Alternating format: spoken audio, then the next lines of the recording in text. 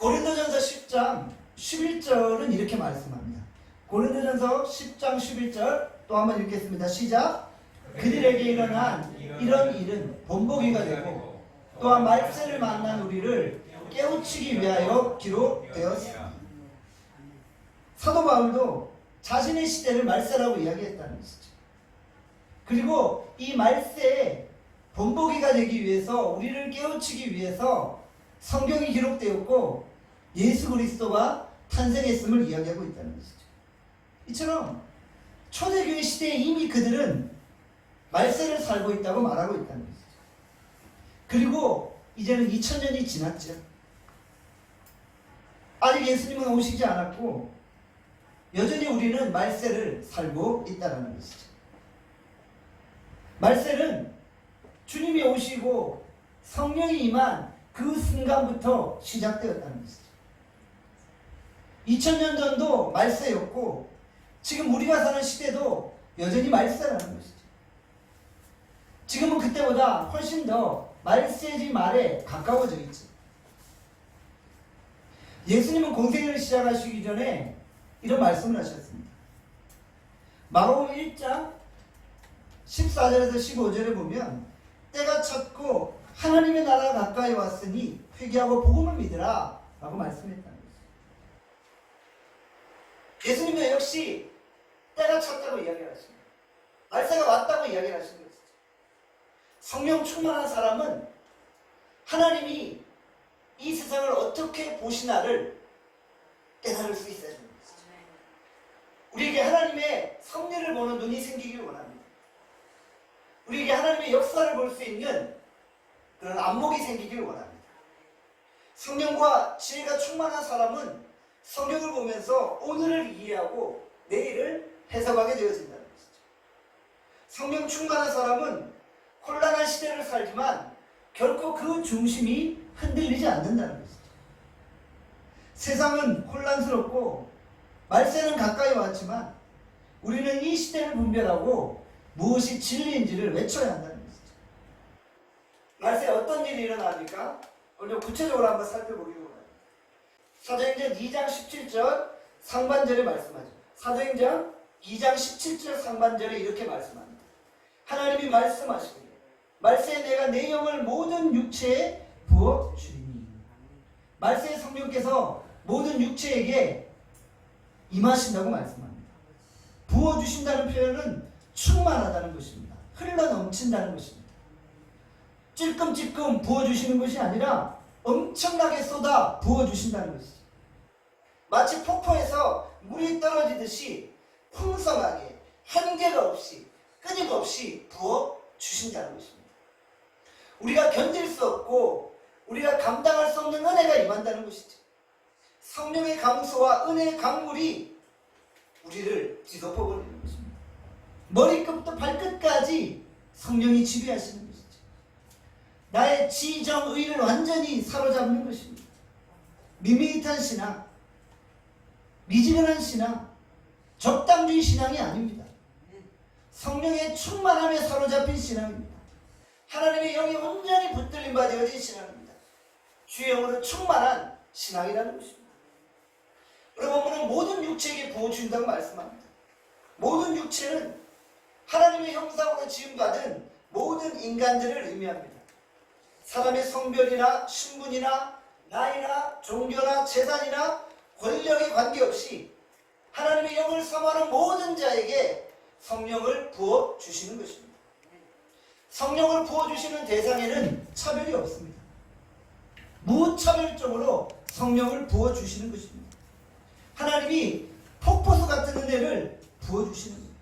사모하는 모든 영혼들에게 무차별적으로 성령의 은혜가 임하는 것입니다. 우리가 결코 상상할 수도 없는 거대한 성령의 쓰나미가 몰려오는 것입니다. 우리가 생각했던 것보다 훨씬 더 크고 놀라운 부흥의 불길이 임하게 되어지는 것입니다. 성령이 임하게 되면 속사람이 변화되어지죠. 에스겔 36장 26절에 말씀합니다.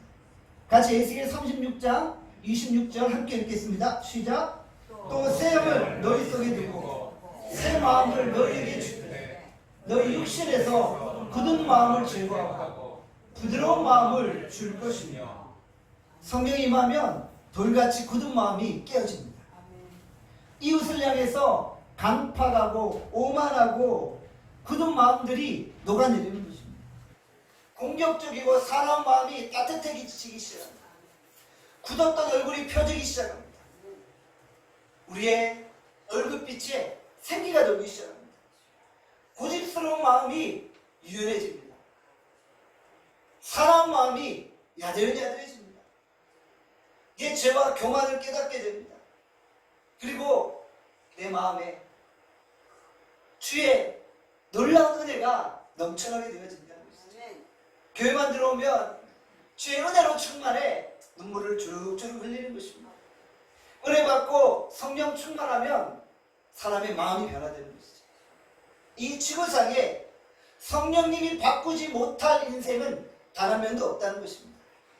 성품이 산들산들해지고 더 은혜를 사모하게 되고 신바람 나는 신앙생활을 하게 되어집니다. 사람을 만나면 기뻐서 주의 말씀을 증거합니다. 입을 벌리기만 하면 하나님을 향한 감사가 넘쳐나게 되어집니다. 기도가 달라지고 찬송이 달라지고 예배가 달라지고 사람들을 대하는 우리의 모습이 달라지는 것입니다.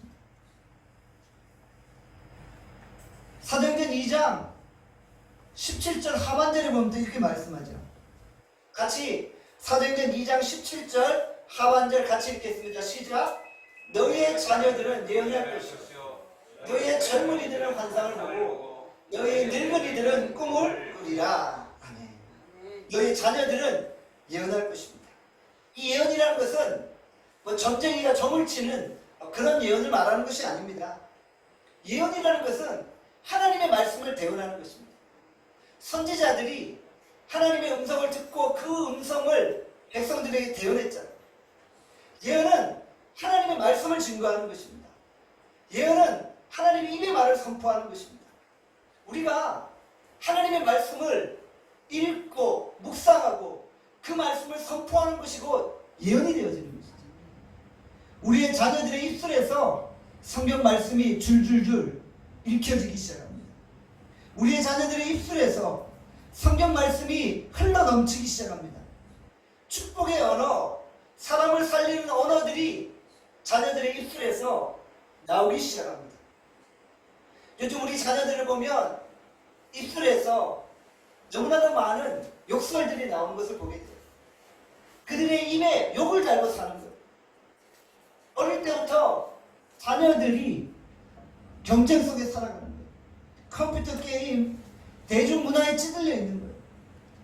자녀들이 생존 경쟁 속에서 너무나도 영악해 있는 거예요. 말이 사납고 여유가 없는 모습들을 보이는 거예요. 하나님이 그들의 자녀들의 입술을 바꾸실 것입니다. 그들의 자녀들의 입술에서 하나님의 말씀을 선포하게 하실 것입니다. 자녀들의 입술에서 하나님의 말씀을 외치기 시작하는 역사가 일어날 것입니다. 유치부, 중고등부 청년들이 진지하게 하나님의 말씀을 선포하고 그들이 하나님 앞에 찬양하는 역사가 일어날 것입니다. 우리 자녀들의 영성이 바뀌기 시작할 것입니다. 자녀들의 입술이 하나님의 입술이 되어서 하나님이 원하시는 말을 하고 하나님이 기뻐하시는 말을 할 것입니다. 사무엘 시대에 엘리 제사장을 기억하시죠? 엘리 제사장은 하나님 앞에 타락한 제사장이었습니다. 그는 이스라엘의 죄악 가운데서도 제대로 하나님의 말씀을 대변하지 못했다는 것이죠. 그때 하나님이 누구를 세우십니까? 사무엘을 세우시죠. 어린 사무엘을 세워 그 시대의 어두움을 책망하기 시작합니다. 어린 사무엘에게 하나님의 말씀이 선포되어집니다. 예언의 역사가 일어나는 것이죠. 하나님은 우리의 자녀들에게 말씀을 주실 것입니다. 그리고 그들의 입술을 통해 하나님을 증거하게 하실 것입니다. 우리는 어린아이들이 예배 드릴 때 그들의 예배를 중요하지 않게 여기는 경우가 있습니다. 그냥 어린아이 예배는 어른들이 예배를 드리는 동안 아이들이 귀찮게 하지 않기 위해서 그냥 돌보는 그런 타가사와 같은 개념으로 우리가 아이들 예배를 생각할 때가 있다는 거예요. 아이들도 예배를 통해 인격적으로 하나님을 만나는 것입니다. 아이들도 예배를 통해 성령의 기름 부심을 경험하고 뜨거운 하나님의 임재를 경험하는 것이죠. 어린 예배는 타가서가 아니라는 것입니다. 편의상 아이들을 돌보주는 그런 모임이 아니라는 것입니다. 어린아이 예배 가운데도 하나님의 영이 임하고 우리의 자녀들이 예언하는 역사가 일어난다는 것이죠. 기독교의 역사에서 한 시대를 변화시켰던 믿음의 거인들은 대부분 주일학교 때 은혜 받은 하나님의 사람들이라는 것이죠.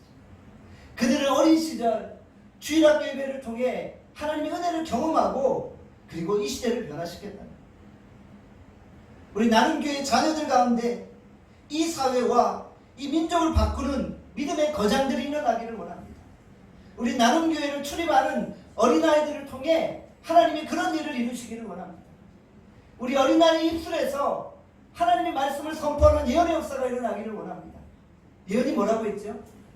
미래 것들을 정치들 예언하는 그런 게 아니라고 했죠. 예언은 하나님의 말씀을 선포하는 거예요. 우리가 말씀을 읽는 것이 예언인 거예요. 예언이라는 것은 하나님의 입술에서 나오는 말씀이에요. 그렇다면은 우리가 지금 읽고 있는 이 성경이 뭐예요? 이게 예언인 거예요. 왜냐하면 이것이 하나님의 입술에서 나오는 말씀이기 때문에 우리의 자녀들이 성경을 읽는 것이 예언이 되어진다는 것이죠. 젊은이들은 환상을 본다고 이야기합니다. 환상은 다른 말로 하면 비전입니다. 청년들이 하나님의 비전을 보기 시작합니다. 요즘 젊은이들은 비전을 잃어갑니다. 비전이 있긴 한데 너무나 이기주의적이에요. 너무나 편협해요. 그냥 자기만을 위한 비전이에요. 좋은 대학 가고 좋은 직장 얻고 좋은 배우자 만나고 화려하고 편하게 살려고만 생각합니다. 이 시대 젊은이들이 이런 생각에 빠져 있으니까 요즘 우리 조국 딸 같은 그런 사건이 발생합니다. 어떻게 하든지 좋은 대학만 가면 된다고 생각하는 거예요. 편법을 쓰고 여러 가지 권모술수를 써서라도 좋은 대학만 가면 된다라고 생각하는 거예요. 내가 논문을 안 써도 내 이름이 논문 제1저자에 오르면 된다라고 생각하는 거예요. 교회 다니는 젊은이들도 세상의 젊은이들과 별반 다를 게 없어요. 하나님의 힘을 힘입어서 내 인생을 개척해 나가지 않은 채 세상의 흐름을 따라가는 거예요. 세상 청년들과 별반 다를 게 없는 거예요. 그들도 역시 세상의 가치관을 따라 생활하고 있다는 것이죠. 우리 나눔교회, 우리 청년들, 우리가 무엇을 위해 살아야 합니까? 세상과 다른 꿈을 꾸시기를 바랍니다. 자신만을 위해서가 아니라 하나님의 꿈, 하나님의 마음을 품는 거예요. 너희의 젊은이들은 환상을 보고 하나님의 꿈을 꾸고 하나님의 환상을 보는 거예요. 그냥 나를 위한 그런 꿈이 아니라 하나님의 꿈을 보는 거예요. 하나님이 나를 통해 이 땅 가운데 무슨 일을 하실지 원하는지를 보는 거예요. 청년 때는 참으로 좋은 때입니다. 저도 다시 20대로 돌아가고 싶어요. 여러분들도 마찬가지 아니신가요? 청년 때는 좋은 때고 어떨 때 어떻게 생각해보면 청년들은 무모한 때예요. 무모한 것에 도전해보는 시대가 아닌가. 내 젊음을 다 헌신하면서까지 이루고 싶은 꿈이 있는 그런 시기가 청년 시기가 아닌가 생각이 나요. 무언가를 위해 생명을 바치고자 하잖아요. 돈키호테와 같이 이룰 수 없는 꿈을 꾸잖아요. 하늘에 있는 별도 따겠다라는 그런 젊음의 열정들이 있잖아요. 내가 이길 수 없는 엄청난 적과 한번 싸워보겠다는 그런 도전의식도 있잖아요. 불가능한 대상을 사랑하고 싶은 그런 로맨스 같은 열정도 있잖아요. 잡을 수 없는 별을 잡고자 하는 열정의 시기가 청년 시기가 아닌가 생각해요. 이런 청년 시기에 하나님의 환상을 보는 거예요. 하나님의 비전을 보는 거예요. 이 시대 젊은이들이 성령의 충만함을 덧입어서 우리 시대 안에서 하나님의 나라를 이루어가며 젊음을 불태우며 복음을 위해 헌신합니다. 젊음의 열정이 회복되어지기를 원합니다. 너희 늙은이는 꿈을 꾸리라. 너희의 늙은이는 꿈을 꾸리라. 저는 이 번역을 좋아하지 않아요. 왜냐하면 이 늙은이라는 표현이 어떻게 보면 좀 적합하지 않은 표현일 수 있지 않을까 생각해요. 저는 그래서 너희 어르신들은 이렇게 써요. 너희 어르신들은 꿈을 꾸리라. 이렇게 하니까 기분이 별로 안 나쁜데, 나이 드신 분들한테 늙은이라 그러면 좀 이렇게 비하는 표현일 수도 있지 않을까라는 생각을 하는 거예요. 젊은이가 꿈을 꾸는 것은 당연한 거예요. 그렇죠? 젊은이들은 꿈을 꿔요. 근데 본문에 보니까 어르신들이 꿈을 꾼다. 늙은이들이, 어르신들이 꿈을 꾼다라고 뭔가 어색하지 않나요? 의뢰 어르신들은 지나온 과거를 회상하며 사는 거예요. 내가 옛날에 왕년에 이랬는데, 이런 꿈을 꾸며 추억에 잠겨 사는 거예요. 미래에 대한 꿈을 꾸기에는 내 인생이 얼마 남지 않았어 라고 생각하는 거예요. 그런데 성경은 늙은이들이 꿈을 꾸라, 우리 어르신들이 꿈을 꾸라고 말씀하고 있는 거예요. 성령이 임하면 어르신들이 달라집니다. 우리 나눔교회 어르신들은 하나님의 꿈을 꾸시기를 바랍니다. 희망이 있는 한, 꿈이 있는 한 80이 넘어도 청춘입니다. 여러분들 다 청춘입니다. 여러분들은 청춘의 마음으로 이 땅을 살아갑니다. 하나님은 우리 어르신들을 통해 이 시대에 새로운 일들을 이루기를 원하신다. 여러분들을 통해 꿈꾸기를 원하신다. 나이가 70이 되신 분들이 있을 것이고, 60이 되신 분들이 있을 것이고, 50이 되신 분들이 있을 것이고, 여러분들을 통해 하나님은 꿈을 꾸고 계신다는 거예요. 75세 아브라함이 믿음의 조상으로 하나님 앞에 섰잖아요. 노년의 야곱은 하나님의 영광을 위해 마지막 쓰임 받았잖아요. 80세 모세는 하나님의 백성들을 가나안 땅으로 인도해 갔죠. 나이가 문제가 아니라 너희 늙은이들은 꿈을 꾸리라. 나이가 문제가 아니라 하나님이 언제 쓰시느냐가 문제인 거예요. 어떤 사람은 40세에 쓰실 수도 있어요. 어떤 사람은 60세에 쓰실 수도 있고, 어떤 사람은 80세에 하나님이 쓰실 수도 있다는 거예요. 무엇보다도 우리가 하나님 앞에 마지막까지 충성하는 것입니다. 85세 때 갈렙이 뭐라고 이야기합니까? 이 산지를 내게 주소서. 여호수아 14장 12절에 말씀합니다. 우리 같이 여호수아 14장 12절 같이 읽겠습니다. 시작. 그곳에는 아낙 사람이 있고 그 성읍들은 크고 견고할지라도 여호와께서 나와 함께 하시니 내가 여호와께서 말씀하신 대로 그들을 쫓아내리라. 아멘. 이게 바로 이 갈렙의 회개입니다. 이 산지를 내게 주소서 라고 외치며 가장 크고 견고한 성읍도 내가 차지하겠다. 주님이 나와 함께 하십니다. 내가 밟는 모든 땅을 주께서 나에게 주신다 라는 이런 젊음의 열정을 가지고 85세의 갈렙이 전진하지 않습니까? 여기 계신 분들 다 갈렙보다 어리잖아요. 갈렙보다 나이 많은 사람 없잖아요. 하나님이 여러분에도 그런 꿈을 주실 줄 믿습니다. 인생 다 산 것처럼 꿈 없이 살지 마세요. 나이 70 먹어도 청춘해야지. 청춘입니다. 청춘. 제가 정의하는 청춘은 80세까지는 청춘입니다.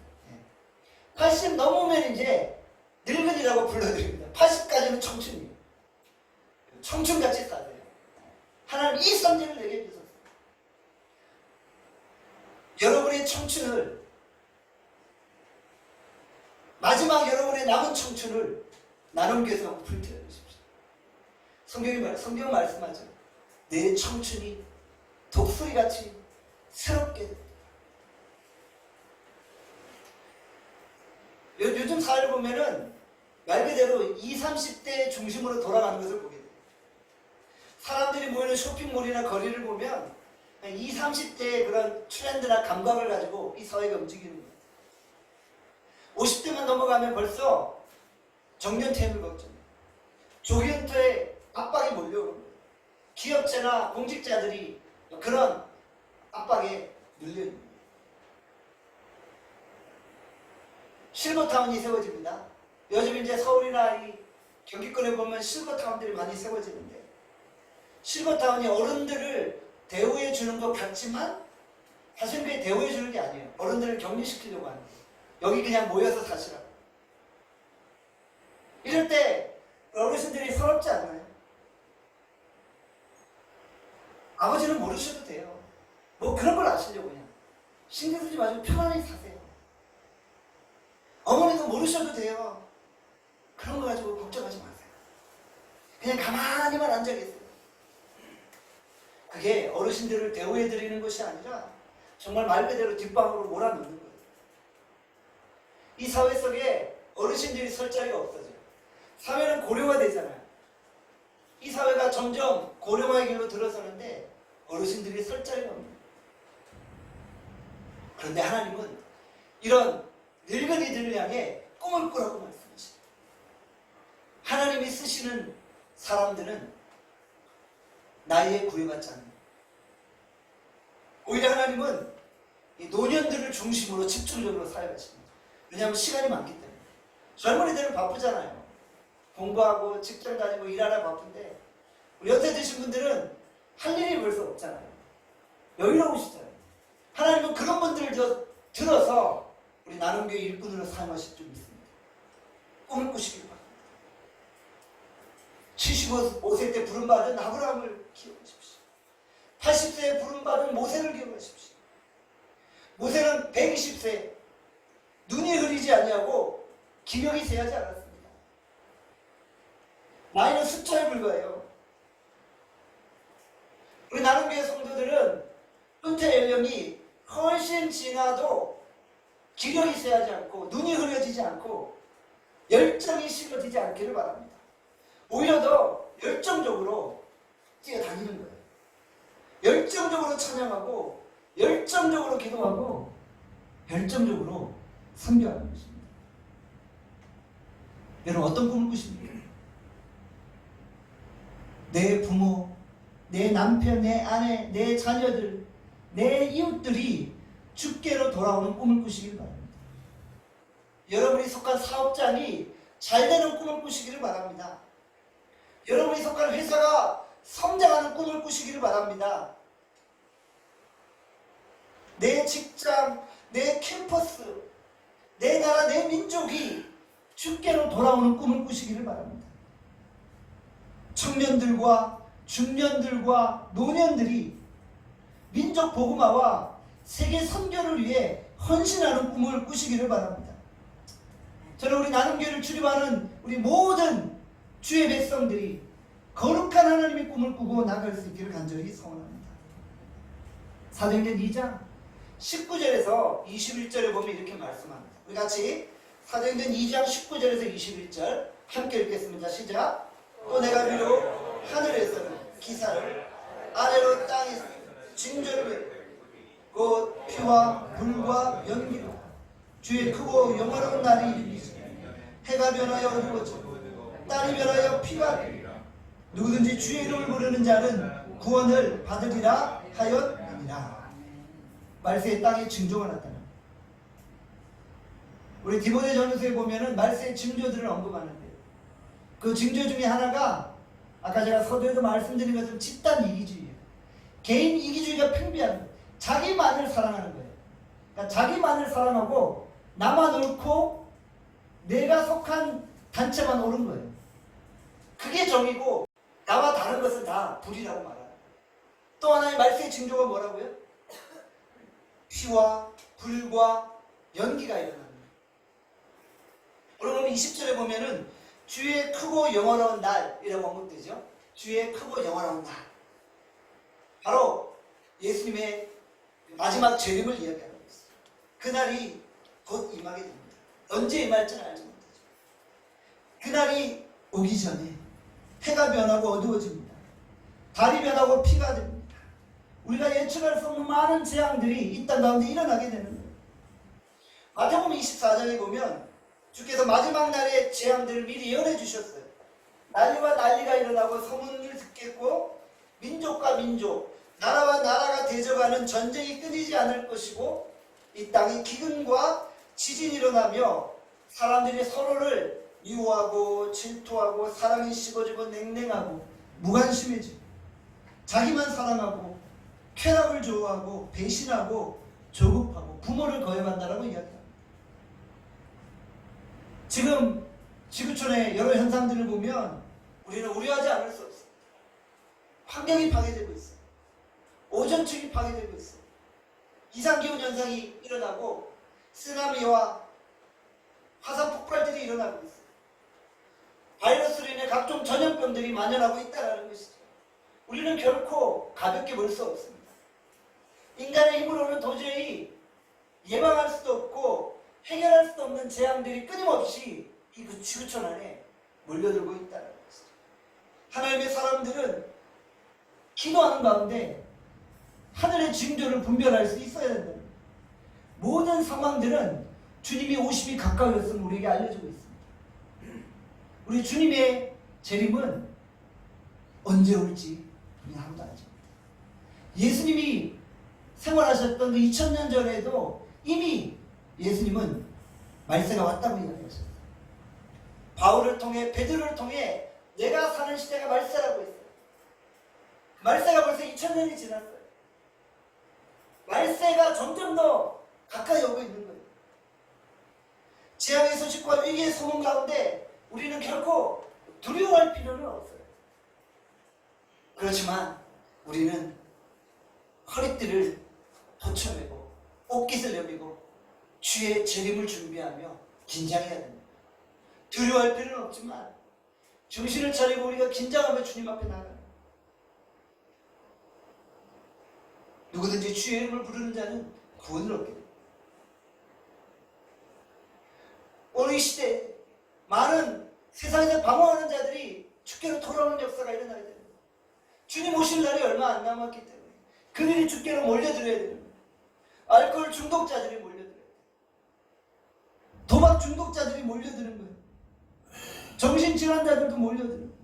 그들이 예수를 믿고 치료받고 구원받고 회복되어지는 역사가 일어나는 거예요.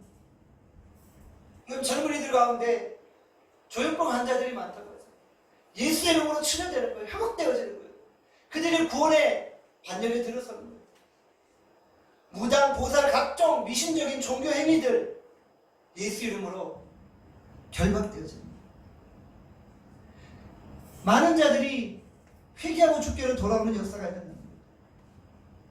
복음은 누구든지 변화시킬 수 있는 그런 능력이 있다는 것이죠. 내 남편이 너무 교만해서 복음을 받아들일 수 없다고요? 내 시어머니는 너무 완고해서 복음을 받아들일 수 없다고요? 우리가 믿는 복음이 그렇게 힘이 없고 능력이 없습니까? 내가 믿는 복음이 그렇게 나약합니까? 복음의 능력이 그 정도입니까? 여러분이 믿는 복음은 우리의 가족들을 변화시킬 수 있는 능력이 있다는 거죠. 복음으로 우리의 가족이 변화될 수 있기를 원합니다. 복음으로 내 남편과 내 아내와 우리의 가족들이 변화될 수 있기를 원합니다. 모든 육체에게 성령을 부어주시는 그날을 꿈꾸시기를 바랍니다. 말세에 범세계적인 전도 폭발 운동이 일어납니다. 저는 확신합니다. 말세가 가까울수록 주님의 재림이 가까울수록 사단은 더 강력하게 역사하지만 그 한편으로 영원 추세 대역사가 일어나는 거예요. 성령께서 그렇게 하시는 거예요. 왜냐하면 성령께서는 한 영혼이라도 구원하셔야 되기 때문에 한 영혼이라도 살려야 되기 때문에 영원 추세 역사가 강력하게 이 땅 가운데 일어납니다. 누구든지 종교와 인종과 나이와 관계없이 수많은 사람들에게 복음의 문이 열려지는 거예요. 세계적인 대부흥의 불길이 일어나는 거예요. 우리는 이 대한민국이라는 이 한 번도라는 이 상황 속에 생활하지만 하나님은 전 세계를 보시는 거예요. 하나님은 전 세계를 보시며 전 세계 대부흥의 역사를 일으키시는 한 영혼이라도 구원하시기 영원 구원이 일어나는 그런 대부흥의 바람이 이 땅 가운데 불어옵니다. 마지막 때가 가까울수록 이 세상은 더 악해지지만 그러나 하나님의 역사는 더 강력해집니다. 저는 우리 한국교회가 이 대부흥의 불길에 깊이 빠져들기를 바랍니다. 하나님 앞에서 티나 흠이나 주름 잡힌 것이 없는 영광스러운 교회로 회복되어지기를 원합니다. 에베소서 5장 26절에서 27절의 말씀. 같이 에베소서 5장 26절에서 27절 함께 읽겠습니다. 시작.